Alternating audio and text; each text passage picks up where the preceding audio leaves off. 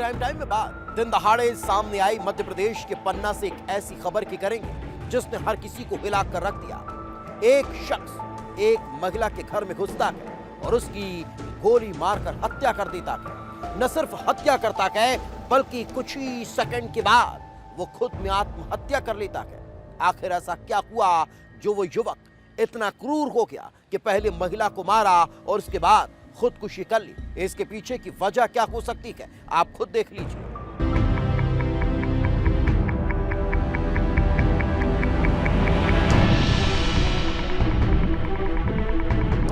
30 नवंबर, जगह पन्ना, वारदात, हत्या और आत्महत्या।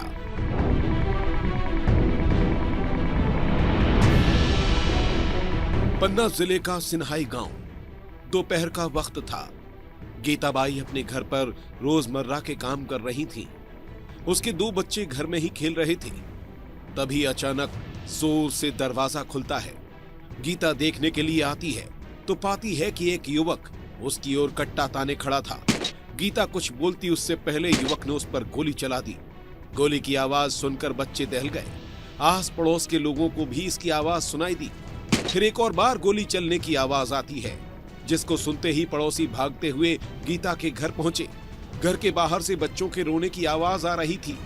स्थानीय लोगों ने अंदर जाकर देखा तो एक युवक का शव पड़ा हुआ था। उससे थोड़ा आगे गीता का शव मिला। गीता की लाश के पास उसके मासूम बच्चे रो रहे थे। स्थानीय लोगों ने फौरन पुलिस को खबर दी। स्थानीय लोगों ने युवक को पहचान लिया था और कोई बवाल शुरू होता उससे पहले ही पुलिस मौके पर पहुंच गई। पुलिस घर के अंदर जाती है और दोनों शवों को पोस्टमार्टम के लिए भेज देती है। साथ ही पुलिस की टीम आस पड़ोस के लोगों से पूछताछ करने लगती है और इसी में पता चलता है कि जिस युवक ने गोली चलाई वो लल्लू यादव है। लल्लू छतरपुर का रहने वाला है। पुलिस ने जब स्थानीय लोगों से और पूछताछ की तो पता चला कि लल्लू भैंस का व्यापार करता था और इसी सिलसिले में अक्सर उसका सिन्हाई गांव आना जाना लगा रहता था।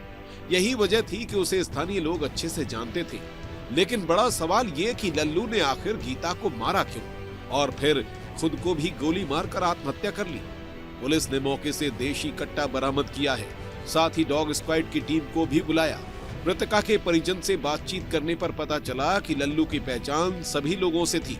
बीते 1 साल से व्यापार के सिलसिले में उसका गांव में आना जाना है, जिस वजह से उसकी सबसे पहचान थी। रिंकू ने आगे ये भी बताया कि लल्लू 1-2 दिन पहले ही आया था और गीता के ही घर में रुका हुआ था।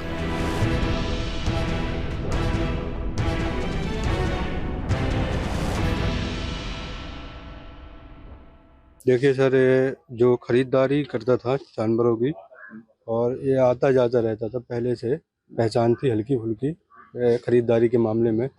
और अब ये जिस टाइम पे घटना हुई है उस टाइम पे कोई घर में नहीं था।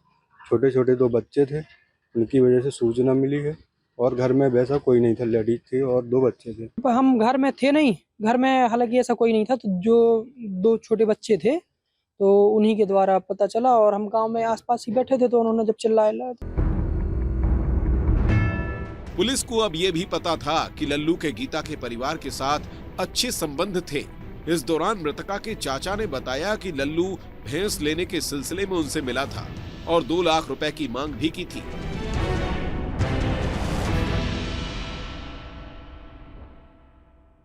भैंसियां खरीद के आते थे, उनको धंधा ही था भैंसियन को। तो भैंसियां खरीद के ले जाते थे, बेचते थे। अब उस दिन आया, तीसरे दिन निकला घर से, बोले हम भैंसियां खरीद पे जा रहे हैं, 2 लाख रुपया हम उसे ले आए। बोले चाचा भैंसियां ले जा रहे हैं और कछु हमारे पास है, कछु तुम दे दो। 2 लाख रुपये लेके आए। अब दुर्घटना नहीं जाने कैसे का भाई के घर में मान लो जैसे भी भाई हो तो ऊपर वाला जान सकत, हम नहीं बता सके सच में क्या हुआ है। अब गोली इसने कैसे मान लो कैसे मार लिया, किसने मार दी, अब जो हम क्या बताते हैं। परिजनों के बयानों से 2 अहम सुराग पुलिस को मिले कि लल्लू जब भी आता था वो गीता के घर पर ही रुकता था। साथ ही उसने मृतका के चाचा से 2 लाख रुपए भी भैंस कारोबार के लिए लिए थे।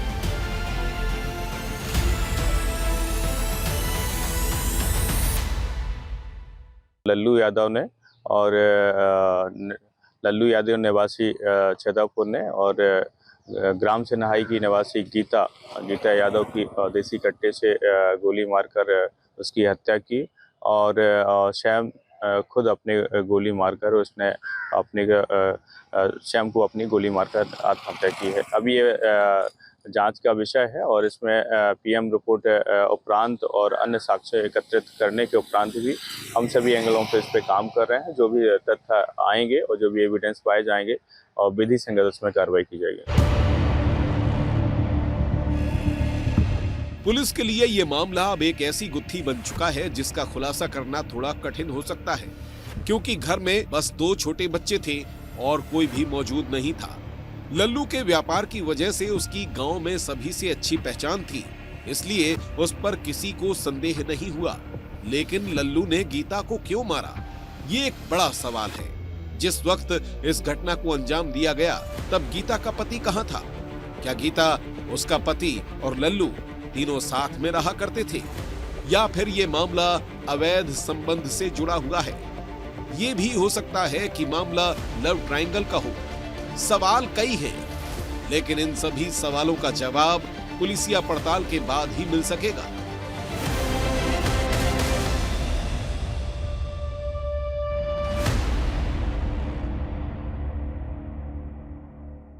कहीं न कहीं लोगों ने यहाँ पर जो इनके परिवार के लोग हैं उनका कहना था हमारे यहाँ आना जाना था, व्यापार करता था, व्यापार के दौरान पर जो भैंसें यहाँ से खरीद के ले जाता था और मार्केट में बेचता था।